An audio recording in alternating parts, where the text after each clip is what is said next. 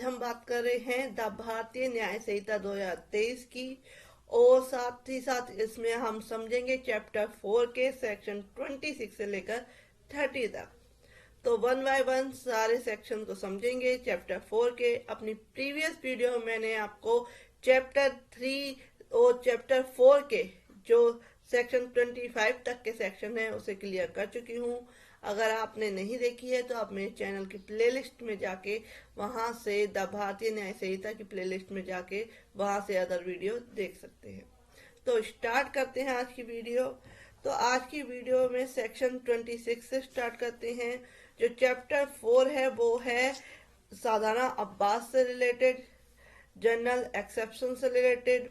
तो सेक्शन 26 क्या कहता है? सेक्शन 26 कहता है act not intend to cause death done by consent is good faith for person benefits। किसी व्यक्ति के फायदे के लिए सम्मति से सद्भावना पूर्वक किया गया कार्य जिससे मृत्यु कायद करने का आशय नहीं है। पहले एग्जांपल लेते हैं, बाद में इसकी डेफिनेशन को समझेंगे। ए एक शल्य चिकित्सक है, ए जो है सर्जन है, knowing that a particular operation is likely to cause the death of Z who suffers under the painful complaint, but not intending to cause Z death and intending in good faith Z benefit, performs that operation on Z with Z consent. A has committed no offense। ए जो क्या है, surgeon है, शल्य चिकित्सक है, यह जानते हुए कि एक विशेष शल्य क्रिया से, एक ऑपरेशन से क्या है, जो जेड को जो वेदनापूर्ण व्याधि से ग्रस्त है, जिसको बहुत ज्यादा पेन हो रहा है, जो असहनीय है, मृत्यु कारित होने की संभावना है। अगर उसका ऑपरेशन किया गया तो हो भी सकता है कि वो बच जाए और यह भी हो सकता है कि वो ना बचे। किंतु जेड की मृत्यु कारित करने का आशय ना रखते हुए, लेकिन जो ऑपरेशन करने वाला सर्जन है उसकी कोई जेड की मृत्यु कारित करने का कोई आशय नहीं है, वह उसे बचाना चाहता है और सद्भाव पूर्वक जेड के फायदे के आशय से, जेड की सम्मति से, जेड की कंसेंट से जो है उसकी शल्य क्रिया करता है, यानी कि उसका ऑपरेशन करता है। ए ने कोई अपराध नहीं किया है, बिकॉज ये क्या है, जो सेक्शन 26 कहता है कि किसी व्यक्ति के फायदे के लिए सम्मति से सद्भाव पूर्वक किया गया कार्य जिससे मृत्यु कारित करने का आशय नहीं है। कोई बात जो है अपराध नहीं कहलाएगी जो मृत्यु कारित करने के आशय से ना की गई हो, किसी ऐसी अपहानि के कारण नहीं है जो इस बात से किसी ऐसे व्यक्ति को जिसके फायदे के लिए वह बात सद्भाव पूर्वक की जाए, या जिसने उस अपहानि को, जो हानि होने वाली है, लॉस है, को सहने या उस हानि को जोखिम उठाने के लिए चाहे अभिव्यक्त या विवक्षित सम्मति दे दी हो, कंसेंट दे दी हो उसने कि हाँ आप मेरा ऑपरेशन कर लीजिए। जैसे मैंने आपको एग्जाम्पल में समझाया कि ऑपरेशन कर लीजिए क्योंकि पेन बहुत ज्यादा है, हो सकता है ऑपरेशन सक्सेसफुल भी हो जाए और हो सकता है ऑपरेशन सक्सेसफुल ना हो। तो इस तरीके का कोई कार्य किया जाता है और कंसेंट मिल जाती है, कारित किया जाता है, तो कारित करने का कर्ता का आशय हो या कारित करने की संभाव्यता कर्ता को ज्ञात हो, तो उस केस में ऐसा ऑफेंस नहीं कहलाएगा। Nothing which is not intended to cause death is an offense by reason of any harm which it may cause to be intended by the door of cause and be known by the door to be likely to cause to any person for whose benefit it is done in good faith and who has given a consent, whether express or implied, to suffer that harm or to take the risk of that harm। तो उस case में ऐसा कोई अपराध नहीं कहलाएगा। Section 26 का benefit उस केस में मिल सकता है। नेक्स्ट आते हैं सेक्शन 27। सेक्शन 27 क्या कहते हैं? सेक्शन 27 कहता है संरक्षक द्वारा या उसकी सम्मति से बालक या विकृत व्यक्ति वाले व्यक्ति के फायदे के लिए सद्भाव पूर्वक किया गया कार्य। Act done in good faith for benefit of child और person of unsound mind by और वाई कंसेंट ऑफ गार्जियन। संरक्षक द्वारा या उसकी सम्मति से बालक, जो बालक है, चिल्ड्रन है, या विकृत व्यक्ति अनसाउंड माइंड पर्सन है, के फायदे के लिए सद्भाव पूर्वक किया गया कार्य। तो इसको भी समझेंगे, इसके अब बात क्या है ये भी समझेंगे। इससे पहले एक एग्जांपल लेते हैं इस जो सेक्शन 27 है उसका। ए इन गुड फेथ, ए क्या है? सद्भाव पूर्वक अपने बालक के फायदे के लिए अपने बालक की सम्मति के बिना, यह जानते हुए कि शस्त्र कर्म से उस बालक की मृत्यु कारित होगी, जो सर्जरी है उससे क्या है, उस बालक की मृत्यु कारित होगी, ना कि इस आस्ते कि उस बालक की मृत्यु कारित कर दे। शल्य चिकित्सक यानी कि सर्जन द्वारा पथरी निकलवाने के लिए अपने बालक की शल्य चिकित्सा, शल्य क्रिया करवाता है, उसका ऑपरेशन कराता है कि पथरी निकालने के लिए। उसको पता है कि इससे हो सकती है मृत्यु, ना कि कारित कर ही देनी है, ऐसा नहीं कहा उसने। का उद्देश्य बालक को रोग मुक्त कराना था, इसलिए वह इस बात के अंतर्गत आता है। अब इसका डेफिनेशन समझते हैं। A in good faith for his children's benefits without his children consent, he had child cut for the stone by the surgeon, knowing it to be likely that the operation will cause the children's death, but not intending to cause the children's death. A in within the expression in as much as his object was the cure of the child.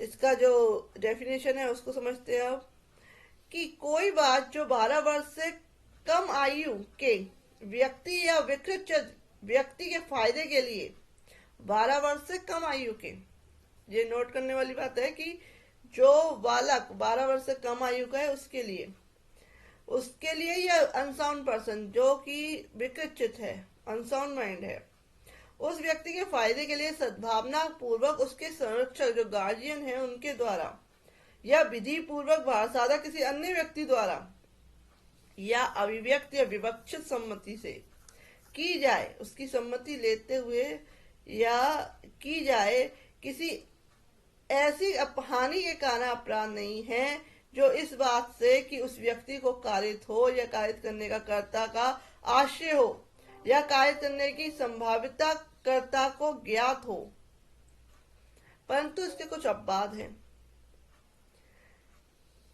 पहला है कि साक्ष्य मृत्यु कायद करने या मृत्यु कायद करने का प्रयत्न करने पर ना होगा, यानी कि इसका जो बेनिफिट है जो है the intentional causing of death और to the attempting of cause death, पर इस पे क्या है, इसका ये अपवाद है।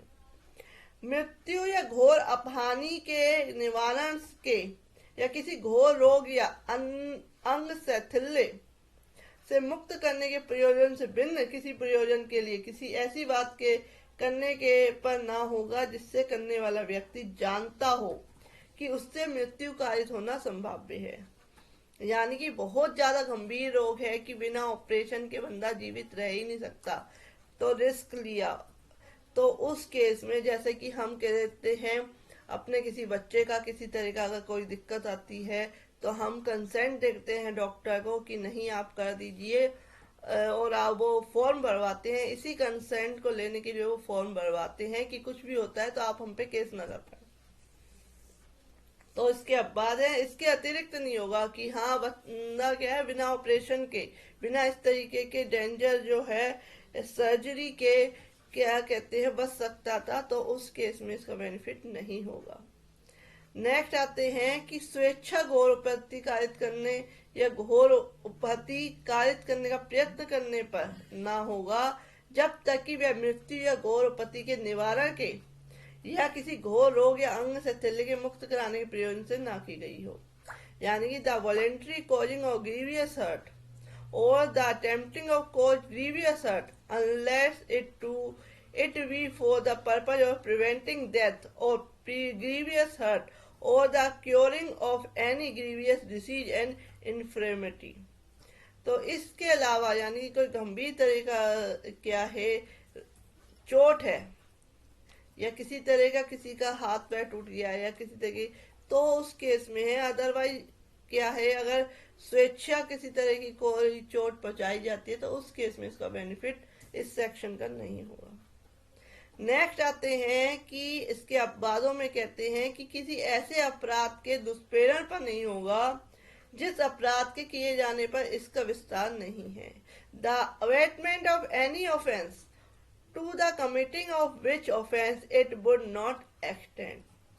तो उस पे जो है धारा है उसका विस्तार नहीं होगा कि किसी को जबरदस्ती क्या है कि वह जबरदस्ती उसको हर्ट किया गया, उसके बाद उसका ऑपरेशन करा दिया गया, तो उस केस में इसमें इस सेक्शन 27 का बेनिफिट जो है नहीं होगा। इंग्लिश में समझते हैं, act done in good faith for benefit of child और person of unsound mind by consent of guardian. Nothing which is done in good faith for the benefit of a person under 12 years of age or person of unsound mind, by consent, either express and implicit, of the guardian of other person having lawful charge of that person, is an offence by reason of any harm which it may cause or be intended by the door to cause or be known by the door to be likely to cause to that person, provided that the exception shall not extend to। इस धारा का विस्तार कहाँ नहीं है। The intentional causing of death, first number पे आता है the intentional causing of death और to attempting to cause death.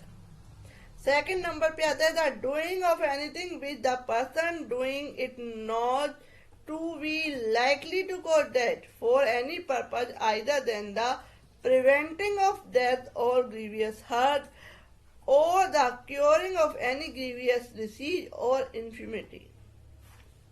Third number पे आता है the voluntary causing of grievous hurt और to the attempting to cause grievous hurt unless it be for the purpose of preventing death और grievous hurt और the curing of any grievous disease and infirmity. Next number पे आता है the abetment of any offence to the committing of which offence it would not extend. Next हम बात करते हैं section 28, consent known to be given under fear and misconception. सम्मति जिसके संबंध में यह ज्ञात है कि वह किसी भय के कारण किसी को डरा धमका के ली गई है, वो कंसेंट या भ्रम के अधीन दी गई है, तो उस केस में सेक्शन 28 अप्लाई होता है। देखते हैं क्या कहता है सेक्शन 28। कोई सम्मति ऐसी सम्मति नहीं है जैसी इस संहिता के किसी धारा में आश्रित है। A consent is not such a consent as the intended by any section of this संहिता।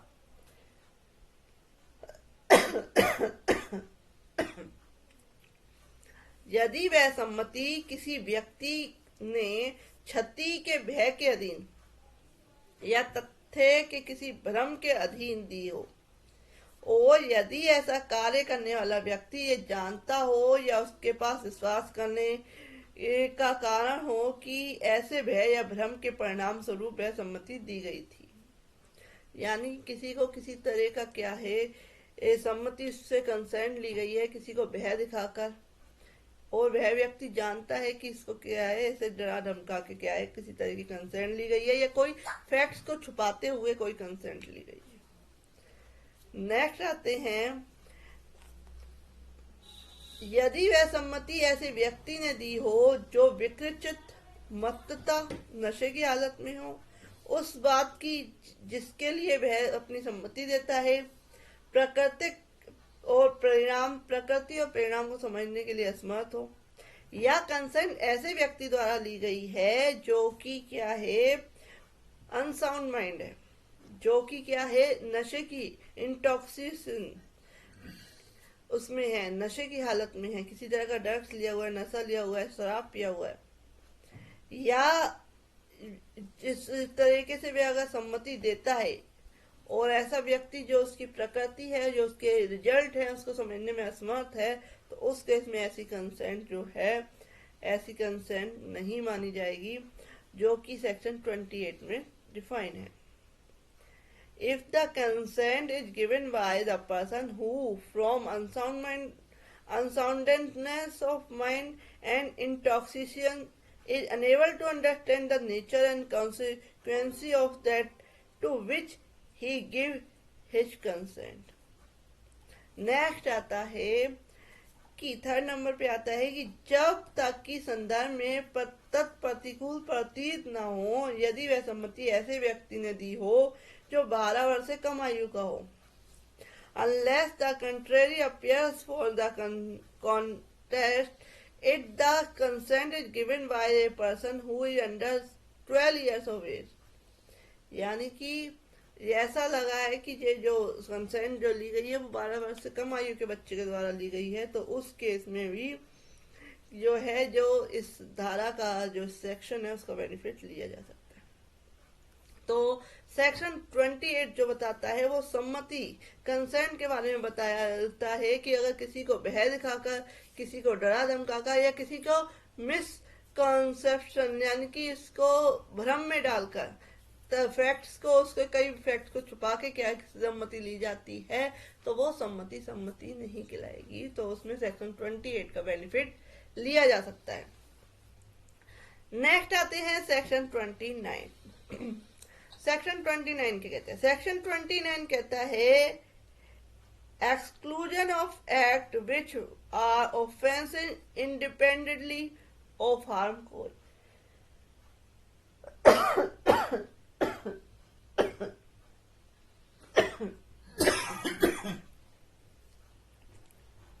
ऐसे कार्य का वर्जन जो